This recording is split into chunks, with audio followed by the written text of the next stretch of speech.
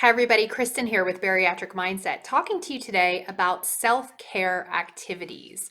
So, I went online to look up some self-care activities. I always love to have an abundance of self-care activities for myself and my clients. And what I found was quite astounding. In the lists and lists of self-care activities, I found quite an abundance of them had food involved. And for many of my weight loss surgery bariatric clients, having food as a way to relax is actually what they're trying to get away from, right? For a lot of people, using food as a coping mechanism is what they're used to. It's part of that old brain. It's part of the old way of thinking. So challenging us to shift that mindset to do things differently and to get away from the food is really important. So I was really shocked to see how many of these self-care activities had food listed. Go out for a meal you enjoy, have something to eat, get a snack, things like that. And I think that while it's important that we do eat and nourish our bodies, it's important that we get our mind away from the food and really focus on things that we enjoy, because after having weight loss surgery and living a post-op lifestyle, what's really important is that we engage in our lives and not obsess about the food so much. So I'm bringing to you today 15 self-care activities that don't have to do with eating. So my first one is sleeping in. So sleeping in is actually really good every once in a while. It's a great self-care activity because we want to make sure that we're getting adequate sleep. As post-ops, one of the things that I've read in some journal articles is that one of the greatest ways that a lot of people end up regaining is they're not getting enough sleep, because our bodies regenerate at night. And so it's important that we're getting enough sleep. So if you're one of those people who's used to getting 4 or 5 or 6 hours sleep, or having insomnia, and you need help with that, definitely reach out to a sleep doctor, your physician, your bariatric surgeon, or bariatrician to see if there's anything that they can do. You might have to engage in a sleep study if you're really struggling with sleep. But for the rest of us who, let's say, are getting adequate sleep, or maybe not adequate sleep, it's important that we do sleep enough. And sleeping in could be a great self-care activity to kind of, help us ease into that greater self-care, feeling good about ourselves and getting adequate sleep to rest, rejuvenate our bodies, relaxation too. So number 2, call someone to say, I love you or I miss you. So I'm sure that every one of us has someone in our lives who we don't connect with on a daily, weekly, or even monthly basis. I'm sure you have relatives, friends, or somebody that you want to reach out to say, hey, I've been thinking about you. I miss you. And so this could be a great self-care activity for rejuvenating the relationship, reconnecting, or just sharing how much you care. You can also write a letter, send an email, and something from the heart can usually make you feel really good. So number 3, having a dance off or dancing in your living room. So that's a great way to get the vibes up. It's a great way to get your body moving, feeling good about yourself, putting on your favorite song and just moving. It'll definitely lift the spirits and is definitely awesome for self-care. So number 4, drawing or painting. Any kind of really creative activity is great for self-care because it really helps to kind of like slow down your brain, bring you into the present moment. Really helps you to also practice mindfulness because you're just engaged in that one activity. You're not necessarily distracted, or I hope you wouldn't be completely distracted while you're focused on that painting or that drawing. But it's really good for self-care because it brings you out of the day-to-day, the hustle and bustle, and that's something that can really help you to reconnect with something that brings you joy. Number 5, journaling. So I promised to do another YouTube video on journaling and how to journal because I think that there are quite a few people who've reached out to me and said, Kristen, I don't know how to journal, help. But I think that journaling, and there's a couple different ways to journaling, journaling from prompts, and then journaling where you're free writing about your day, or free writing about your struggles, or free writing about your successes, or even having a gratitude journal.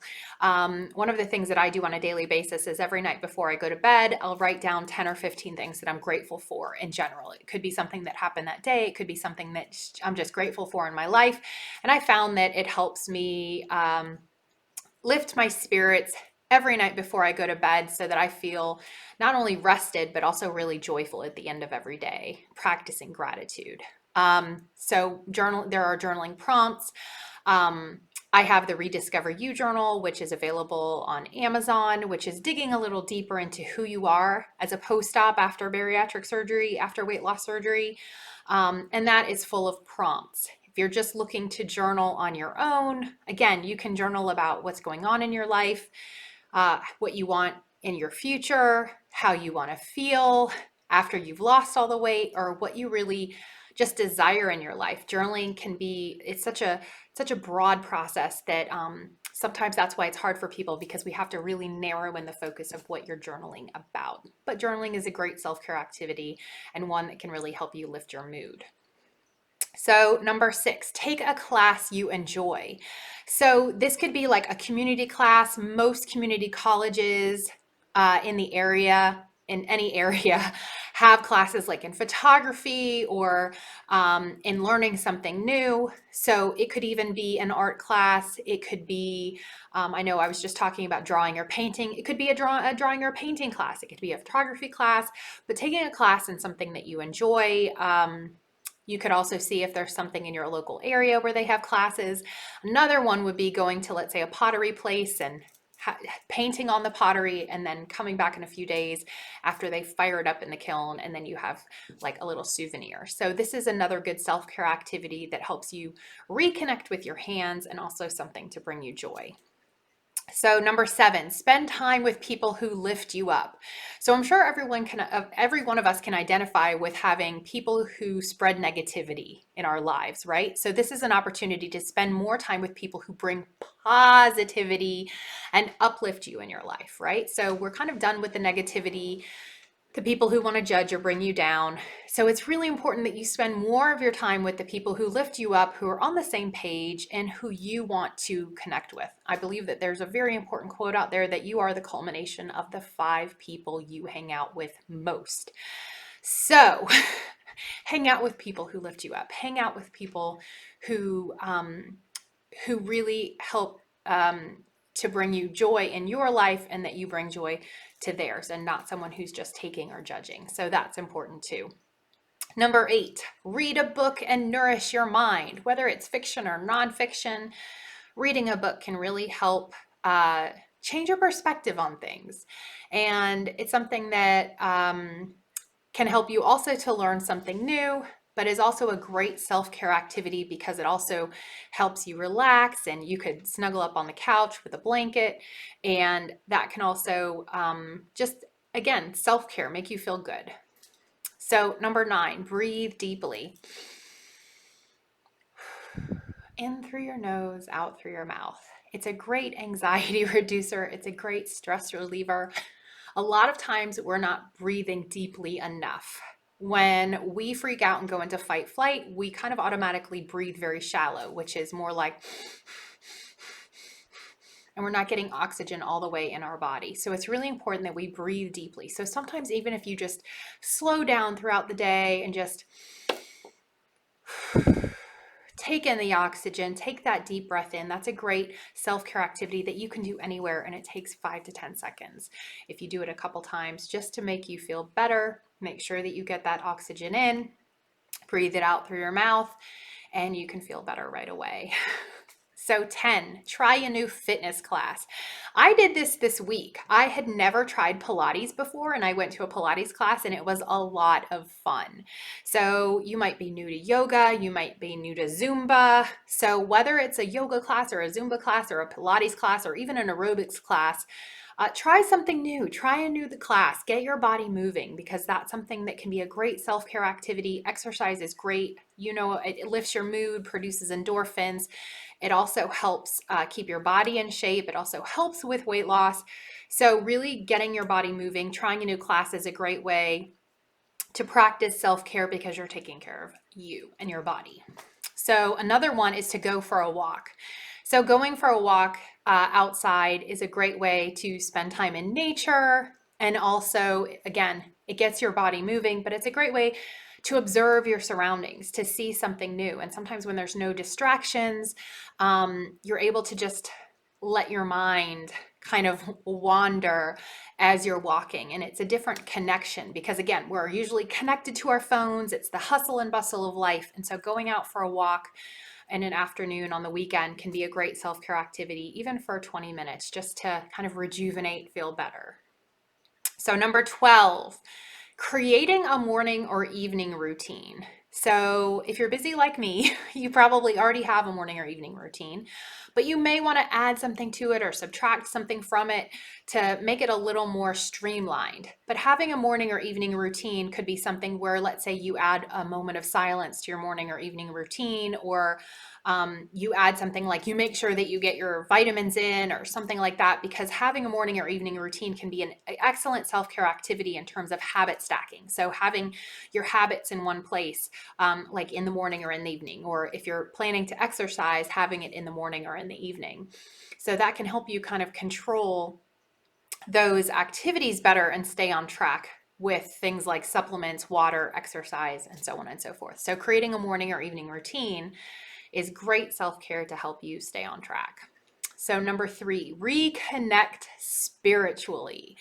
So whatever your spiritual philosophy, background, religious beliefs, you can reconnect spiritually, and this is a great self-care routine. So whether you want to engage in prayer or engage in meditation or read from whatever book you believe in, whatever your faith may be. So, but that could be something that helps you to reconnect. And a great addition to your life is to, again, reconnect with your spiritual philosophies, your higher power, and things like that. So number 14, drinking lemon water or hot tea.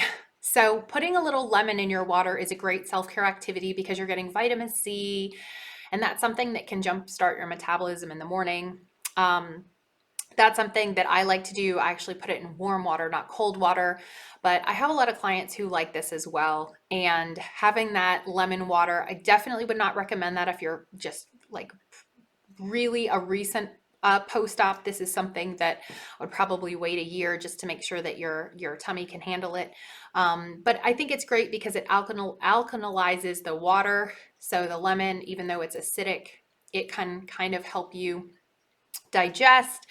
And overall, it kind of helps to, from what I've seen, and the research that I read, it helps to kind of cleanse the blood and things like that. So having lemon water or hot tea, also they're just relaxing. Like, I don't know, I find something really relaxing about lemon in my water, or even having hot tea, sitting down with a good book. That's a great combo self-care activity. And then number 15, spend time outdoors.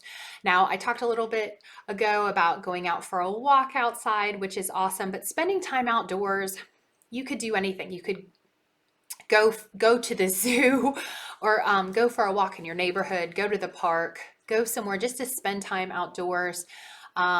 Near us, there are a lot of botanical gardens and things like that. So maybe that's something that you would enjoy, but really reconnecting with nature is another great self-care activity. And now that I've completed my list of 15, I'm thinking of other things like museums and different places that you could do to enjoy yourself. So I'm sure I'll probably do another video on more self-care activities. But this is a great way. Self-care activities are a great way to rejuvenate, relax, reconnect, and really enjoy yourself, and to also focus on other things beyond the food, beyond the weight, again, helping you to live your best life after weight loss surgery. So I hope that you enjoyed this video. Be sure to subscribe because we have more coming. And if you'd like to join my Facebook group, it's Bariatric Mindset Mavens on Facebook. And don't forget to follow me on Twitter at Bari Mindset, on Instagram at Bariatric Mindset, and of course on Facebook at Bariatric Mindset. And I hope to see you on the next video. Bye.